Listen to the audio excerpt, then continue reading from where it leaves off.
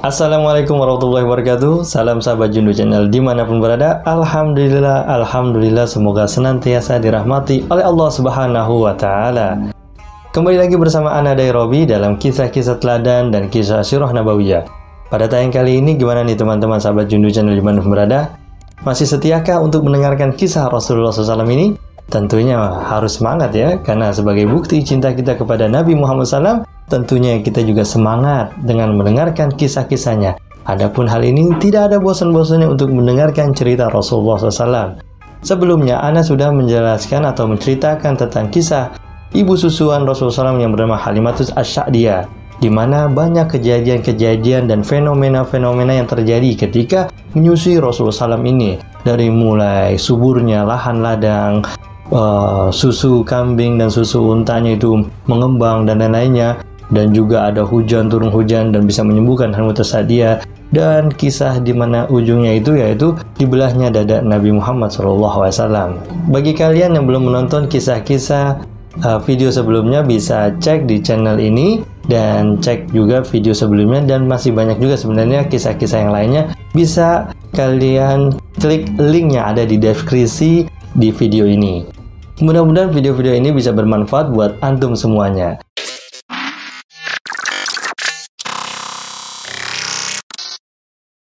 Oke, bismillahirrahmanirrahim. Kita lanjutkan kisah daripada Rasulullah SAW ini. Ada beberapa faktor kenapa Halimatus Sa'diyah ini mengembalikan Rasulullah SAW kepada ibundanya, selain memang masa waktunya sudah habis, dan ada beberapa hal yang dari cerita sebelumnya itu diceritakan bahwasanya Halimatus Sa'diyah itu mengembalikan Rasulullah SAW itu karena khawatir karena ada sesuatu hal yang akan menimpanya yang lebih buruk lagi, yaitu kejadian di mana dada Rasulullah SAW dibelah oleh dua malaikat. Tapi sebenarnya ada faktor yang lain, yaitu sepulangnya Halimatus Sa'diyah dari suatu tempat yang mensapi Rasulullah SAW, Halimatus Sa'diyah ini bertemu dengan seseorang, yaitu dari tentaranya Raja Habasyah. Orang-orang ini melihat Rasulullah SAW dengan seksama, dengan teliti, dan dia mengagumi kepada bayi Rasulullah ini. Dan mereka semua ingin membawa Rasulullah SAW ke Raja Habasyah. Dan mereka berkata bahwasanya mereka sudah mencari tahu siapa anak kecil ini atau bayi ini. Dan mereka sudah melihat bahwasanya bayi ini akan menjadi orang besar, orang terhormat, apalagi nanti akan dibawa kepada Raja Habasyah. Pastinya Raja Habasyah sangat senang karena orang-orang tentara ini membawa hadiah yang sangat berharga, yaitu Rasulullah SAW. Pada saat itu Halimatus Sa'diyah itu sangat panik, dan suaminya itu menjaga Rasulullah SAW daripada tentara Habasyah ini. Kemudian Rasulullah SAW dilindungi oleh Halimatus Sa'diyah dan suaminya. Pada saat itu hampir-hampir saja Halimatus Sa'diyah itu tidak dapat meloloskan diri, tapi Allah Subhanahu wa Ta'ala menjaga Rasulullah SAW dan bisa selamat dari tentara Raja Habasyah ini. Jadi sahabat Jundu dimanapun berada, Rasulullah SAW ketika masih kecilnya ini banyak yang mau merebutkannya, banyak yang mau membunuhnya, banyak yang menginginkan Rasulullah ini menjadi anaknya dan menjadi hadiah daripada raja-raja. Dan memang sangat masyhur kisah daripada Rasulullah SAW ini di masa kecilnya. Apalagi Rasulullah SAW ini wajahnya ini sangat menyenangkan setiap orang yang memandang. Alhasil semua orang banyak ingin memilikinya. Dari raja-raja, kerajaan-kerajaan mana itu memburu Rasulullah SAW, apalagi negeri Syam. Karena kekhawatiran ini, Halimatus Sa'diyah ini akhirnya mengembalikan Rasulullah SAW kepada ibundanya. Jadi seperti itu. Jadi banyak faktor sebenarnya, bukan faktor dibelahnya dadanya Rasulullah SAW aja, ketakutan Halimatus Sa'diyah mengembalikannya, tapi banyak faktor. Salah satunya itu banyak orang yang ingin mencurinya, ingin merebutnya. Jadi seperti itu.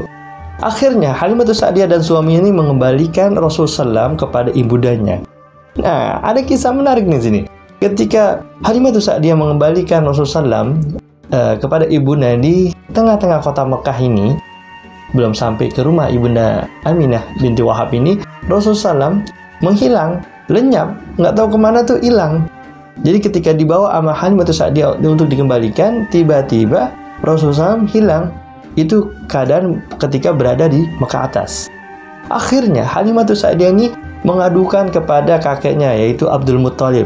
Dia berkata, "Wahai Abdul Muttalib, malam ini aku datang bersama Muhammad, tapi tiba-tiba ia lenyap dan menghilang entah kemana. Demi Allah, aku tidak mengetahui di mana keberadaannya." Akhirnya pada saat itu panik semua, mencari di mana ini Rasulullah SAW. Pada cari-cari, akhirnya Abdul Muttalib ini berdoa kepada Allah Subhanahu Wa Taala di sisi Ka'bah agar Allah berkenan mengembalikan Muhammad kepadanya.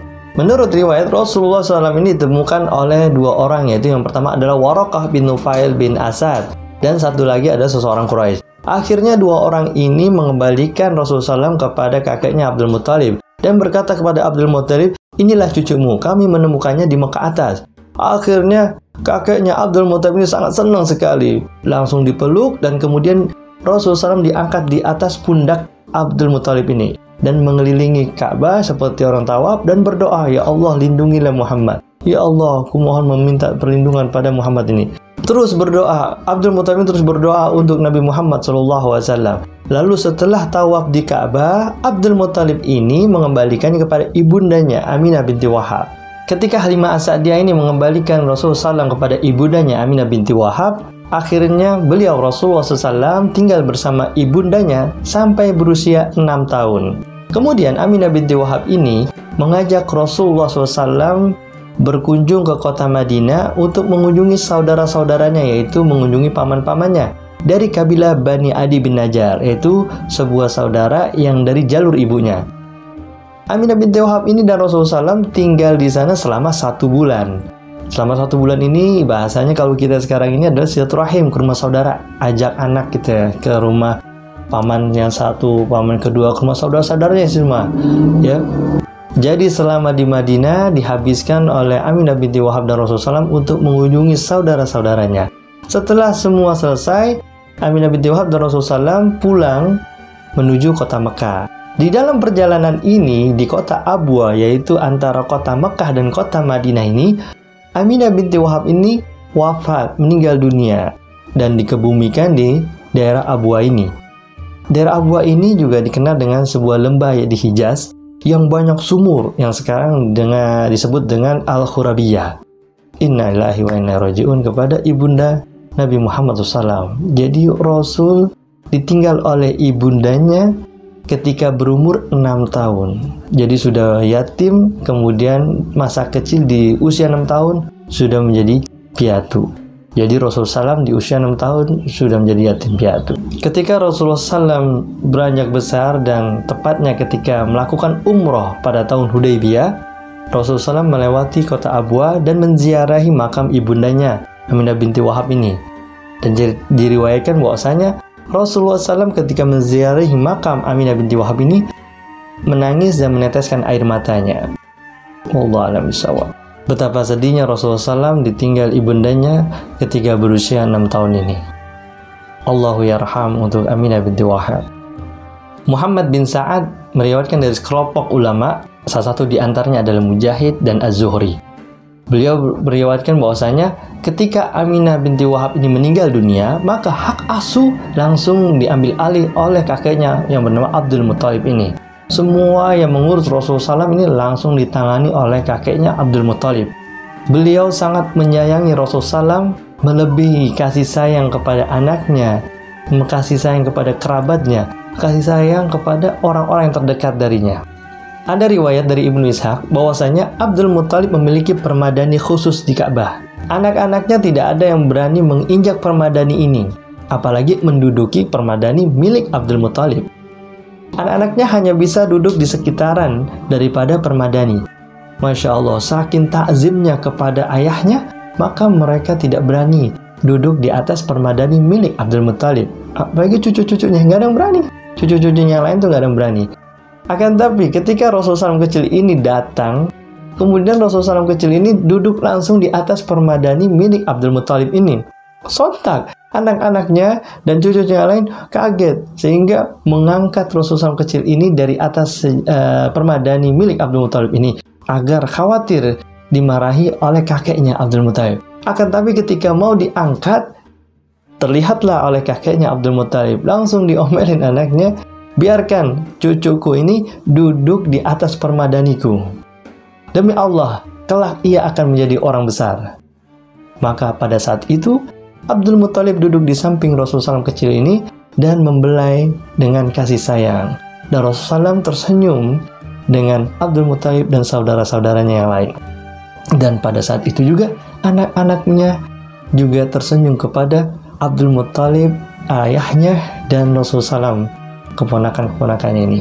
Ya Allah, pada saat itu pemandangan yang sangat indah. Ada sekelompok orang dari Bani Mudlij berkata kepada Abdul Muttalib, "Wahai Abdul Muttalib, jagalah anak ini, karena sesungguhnya tidak pernah aku dapatkan kaki yang mirip dengan maqam Ibrahim melebihi kemiripan kakinya."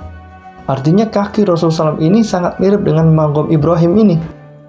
Kemudian pada saat itu, ketika Bani Mudlij berkata kepada Abdul Muttalib, di situ ada anak yang bernama Abu Talib. Akhirnya Abdul Muttalib berkata kepada anaknya, "Wahai Abu Talib, dengarkan itu." Maka pada saat itu Abu Talib menjaga Rasulullah SAW dengan serius juga. Ketika dari waktu ke waktu Rasulullah SAW tinggal bersama Abdul Muttalib dan juga dijaga oleh pamannya Abu Talib, akhirnya tidak lama lagi Abdul Muttalib menghembuskan nafasnya yang terakhir. Tapi sebelum itu Abdul Muttalib mengumpulkan anak-anaknya dan memberikan beberapa wasiat kepada anak-anaknya. Dan ada wasiat khusus, wasiat spesial kepada Abu Talib, yaitu agar dia benar-benar menjaga Muhammad SAW. Nah, ini pertanyaan, kenapa yang diwasiatkan kepada Abu Talib sedangkan anak-anaknya banyak? Dan ternyata Abu Talib ini adalah saudara sekandung dari ayahnya yang bernama Abdullah. Jadi Abu Talib dan Abdullah itu satu ibu, yaitu ibunya yang bernama Fatimah binti Imran bin Makhzum. Jadi dia benar-benar ponakan kandung. Jadi ponakan kandung dari Abu Talib. Akhirnya Abu Talib benar-benar menjaga Rasulullah SAW. Setelah Abdul Muttalib meninggal dunia, kemudian diasuh oleh Abu Talib. Abdul Muttalib ini meninggal pada usia 82 tahun. Ada yang mengatakan 110 tahun, ada yang mengatakan 120 tahun. Dan ketika Abdul Muttalib meninggal dunia, usia Nabi Muhammad SAW yaitu menginjak usia 8 tahun 2 bulan 10 hari. Saat Abdul Muttalib meninggal dunia, maka pengelolaan sumur Zamzam ini diwariskan kepada anaknya yang bernama Al-Abbas bin Abdul Muttalib. Jadi hingga Islam datang, itu diurus oleh Al-Abbas bin Abdul Muttalib. Bahkan sampai sekarang pun pengelolaan air Zamzam itu diurus oleh keturunan Al-Abbas bin Abdul Muttalib. Jadi yang urusin air Zamzam ini masih keturunan daripada keluarganya Rasulullah SAW. Pamannya Nabi yang urusin, Masya Allah. Selama di dalam pengasuhan oleh Abu Talib ini ada sebuah kisah menarik, yaitu ketika kedatangan seorang dukun yang bernama Lihib dari Azdi Shanu'ah. Dia adalah juru tenung. Dan kebiasaan dia ketika dia datang ke kota Mekah, banyak orang-orang Quraisy datang menjumpainya dengan membawa anak-anaknya agar diterawang atau diramal tentang masa depannya. Tentunya orang tuanya ini sangat senang kalau orang-orang dulu tuh di bangsa Arab di kota Mekah itu senang dengan ramalan-ramalan dukun. Akhirnya ramai-ramai orang-orang Quraisy mendatangi si Lihib ini dengan membawa anaknya. Dan pada saat itu Abu Talib juga karena seramai-ramai, akhirnya penasaran apa sih dilihatnya datang. Akhirnya datang dengan Rasulullah SAW yang masih belia ini. Ketika sampai di keramaian orang itu, di mana Lihib ini ada di tengah-tengah, si Lihib ini ketika menerawang salah satu dari orang Quraisy, konsentrasinya pecah. Konsentrasinya dia tidak fokus, dan dia hanya fokus kepada Rasulullah SAW yang masih belia ini. Akhirnya si Lihib ini berkata kepada orang-orang itu, "Ambilkan pemuda itu, dekatkan kepadaku bahwasanya sungguh aku melihat pada pemuda ini akan menjadi orang besar." Nah, tersebab inilah berita Rasulullah SAW ini akan menjadi orang besar ini. Akhirnya Abu Talib ini memperketat penjagaan Rasulullah SAW. Karena banyak nih sifat-sifat kenabian yang dimiliki oleh Rasulullah SAW kecil ini diketahui oleh banyak dukun, diketahui oleh banyak orang ahli kitab, terutama orang Yahudi. Bagaimana besarnya tuh Abu Talib mempertaruhkan nyawanya untuk menjaga Rasulullah SAW kecil ini. Luar biasa, Masya Allah. Demikian, sampai sini dulu kisahnya. Nanti akan Ana lanjutkan di episode berikutnya, yaitu dengan tak kalah serunya. Dan episode selanjutnya adalah pertemuan Rasulullah SAW dengan Rahib Buhairah. Ini luar biasa, ini seru banget ya. Jangan kemana-mana, tetap ikutin channel ini. Bagi kalian yang sudah nonton kisah ini, bisa menonton kisah-kisah sebelumnya atau kisah lainnya, bisa masuk ke channel ini dan lihat kisah teladan atau kisah Sirah Nabawiyah, atau lihat video-video yang ada di channel ini. Mudah-mudahan semua video yang ada di channel ini bermanfaat buat semuanya. Dan jangan lupa nyalakan notifikasinya agar tidak ketinggalan tayangan ter-up-to-date-nya. Ana dari Robi, salam Jundu Channel. Assalamualaikum warahmatullahi wabarakatuh.